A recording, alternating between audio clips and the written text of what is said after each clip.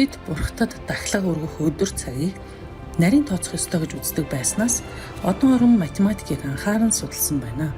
Тэд чадварлаг одон оромчд байсан бөгөөд 260 хоног бүхий шашны хуанлыг 365 хоног бүхий нарны тооллын хуанлыг зохиожээ. Майягийн одон оромчид 1 жилийг 365.2 хоногийн наривчлалтаа тооцсон нь орчин үеийн шинжлэх ухаанчдын тооцоотой маш ойролцоо юм. Мөн майячууд 800 тэмдэгтээс бүрдсэн зурган бичгийн системийг зохиож чухал үйл явдлыг тэмдэглэх болжээ. 800 оны сүүлээр майягийн олон хотууд гинт эзгүүрч ширэнгэн ойгоор хүчигджээ.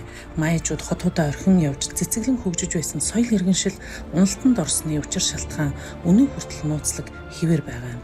Түүхчид майягийн соёл иргэншлийн уналтыг гадны халдлага, дотоодын улс төрийн тэмцэл, хүний үйл ажиллагаанаас үүдэлтэй байгаль орчны дороотол, халдварт өвчин, байгалийн гамшигт үзэгдэл зэрэг шалтгаанаар тайлбарлахын зэрэгцээ олон хүчин зүйлсийн холбоонд авч үзхийг оролдож байна.